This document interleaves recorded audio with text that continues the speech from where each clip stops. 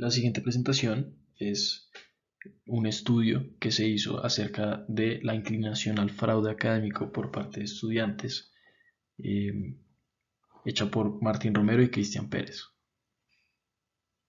El contenido que se va a revisar y evaluar en esta presentación está compuesto por la introducción, el objetivo del estudio, las variables a tener en cuenta, el diseño escogido y la implementación de este, los resultados obtenidos a partir del modelo y la implementación de dicho diseño y las conclusiones. Entonces, la introducción. El fraude académico es un fenómeno que está presente en las instituciones educativas y esto representa un problema de gran magnitud. Esto porque, además de ser un delito, este flagelo implica una mayor corrupción y menor calidad y preparación de los profesionales, dado que afecta el aprendizaje de estos y afecta también de forma negativa a la economía, a la sociedad y la vida personal de la persona que incurre en este tipo de actividades. Este problema o este interés por estudiar este problema nace luego de 2 años de estudio y clases virtuales, producto de la pandemia del COVID-19, y que el control efectivo y medición del fraude se ha visto imposibilitado en este tiempo y se ha creado una percepción del crecimiento del fraude, ya que las herramientas y políticas contra el fraude que se han desarrollado e implementado ha sido en un ámbito de estudio presencial. Por esta razón, el objetivo de este proyecto es primero determinar los factores significativos, es decir, qué variables o interacciones entre variables generan efectos significativos sobre el fraude y si la virtualidad efectivamente influye sobre el fraude, agravando el problema, ya que, como se dijo antes, imposibilita la medición y el control efectivo de este. Entonces, la selección de los factores y de la variable de respuesta se hizo teniendo en cuenta este marco contextual y la practicidad a la hora de hacer la toma de datos, en la que se encuestó a estudiantes sobre su inclinación a cometer fraude en un parcial, dadas las diferentes combinaciones de niveles entre los factores escogidos, que ya veremos. Entonces, los factores que escogimos son la modalidad, la dificultad, el rendimiento, la calidad de la información y el sexo como factor perturbador, generador de ruido. Entonces, el factor de modalidad, todos los factores tienen 2 niveles. El factor de modalidad está compuesto por presencial, si el curso es presencial o virtual. El rendimiento si es malo, el rendimiento del estudiante si es malo o bueno. Malo quiere decir que va perdiendo la materia, bueno, que la va pasando. Dificultad si la dificultad del curso es percibida como baja o alta.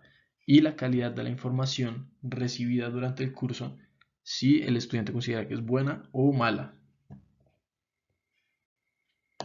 La variable de respuesta, por otro lado, para poder hacer la medición y las encuestas y la toma de datos, se escogió como la inclinación al fraude académico en un parcial del curso, dada una situación hipotética pues que incluye las diferentes combinaciones entre las 4 variables. Como es un diseño 2 a la 4, pues quiere decir que se hicieron 16 preguntas. Y la variable respuesta de esta inclinación al fraude académico se mide en una escala del 1 a 5, 1 siendo que no está nada inclinado o no es poco probable que haría fraude, o 5 estaría más inclinado a cometer fraude. Se eligió el diseño factorial de 2 a la 4 en bloques de efectos fijos, ya que es un modelo que facilita el análisis por sus propiedades ortogonales y es adecuado para la definición de factores y niveles escogida en este experimento. Entonces, implementamos el modelo ANOVA, 2 a la 4 el diseño factorial, con el bloque con los bloques formados a partir del sexo, y se implementó utilizando todas las repeticiones, es decir, todos los datos obtenidos. Se obtuvo datos de 12 estudiantes, 6 mujeres y 6 hombres. Y al implementar este modelo completo, se encontró que la modalidad del curso y el rendimiento del estudiante en el curso eran factores significativos. Se verificaron los supuestos de ANOVA de este modelo completo y se encontró que no cumple con ninguno de los supuestos. Bueno, se podría decir que cumple con el supuesto de normalidad de los residuos para una significancia de 5%. Después se redujo el modelo y el resultado fue el mismo, una significancia de modalidad y rendimiento para, digamos que los efectos de estos dos factores fueron significativos, pero el de rendimiento fue para una significancia del 10%, incluyendo el bloque. Luego se verificaron los supuestos de este modelo reducido y se encontró que no cumplía con ninguno de los supuestos.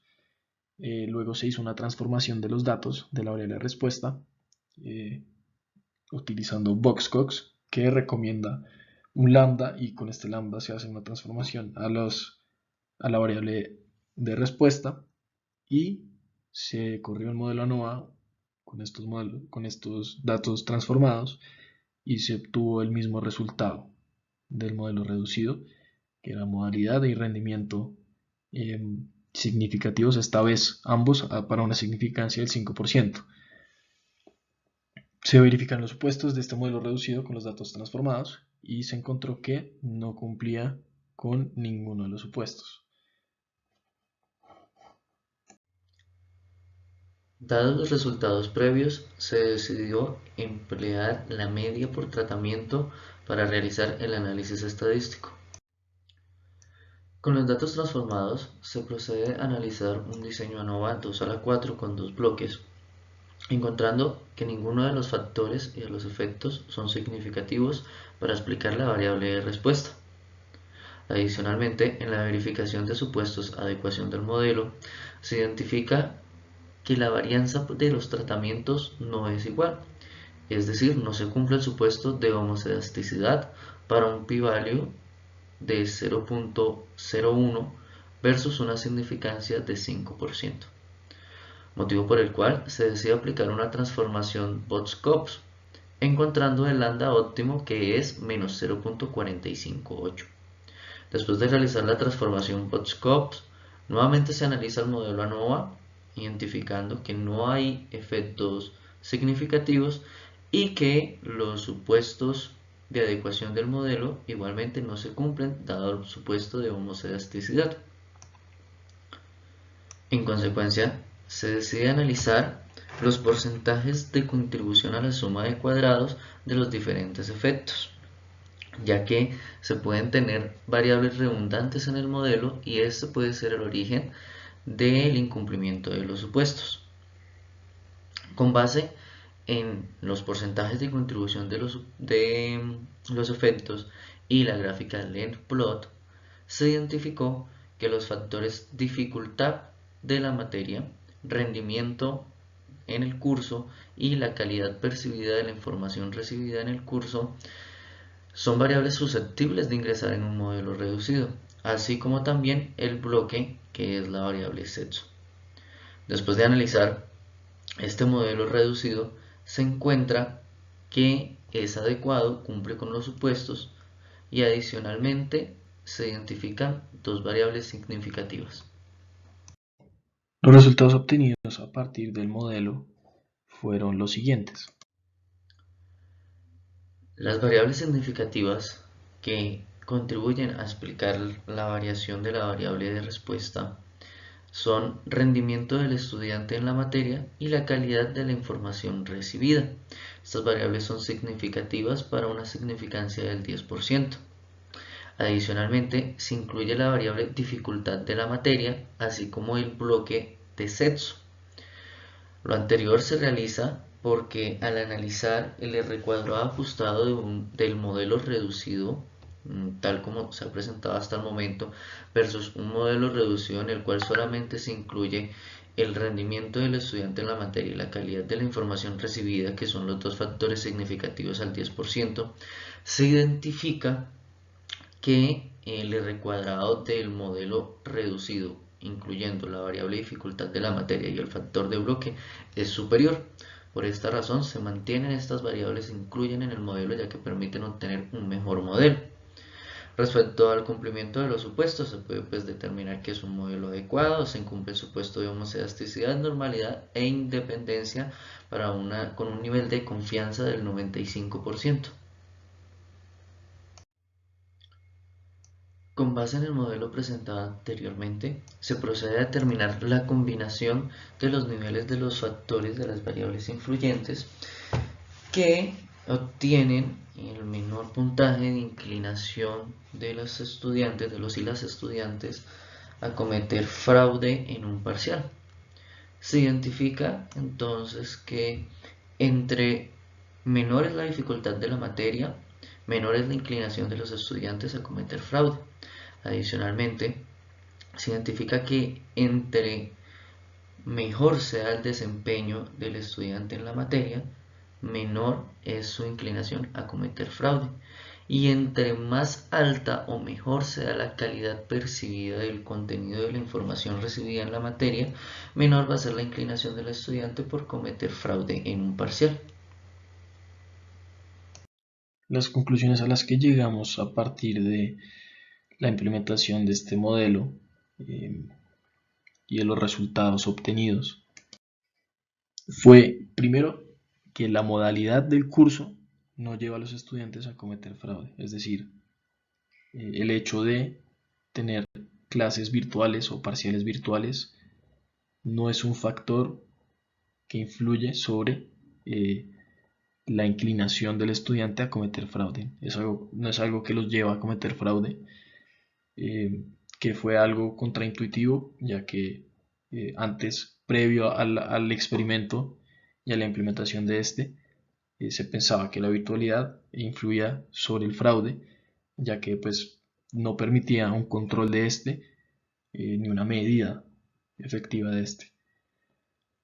También se pudo concluir que el modelo final fue el único modelo que cumplió con todos los supuestos de ANOVA, y por esta razón se pudo concluir obtener unos resultados más certeros. Sin embargo, es, es claro que este modelo tiene muchas limitaciones. Primero, porque la muestra es exclusiva a estudiantes de la Universidad de los Andes. Tiene presentes muchos sesgos y los niveles por factor considerados fueron acotados para tener cada uno dos niveles y poder implementar un diseño factorial. Sin embargo, hay factores que podrían eh, desglosarse en más niveles para tener un análisis, digamos, más exacto.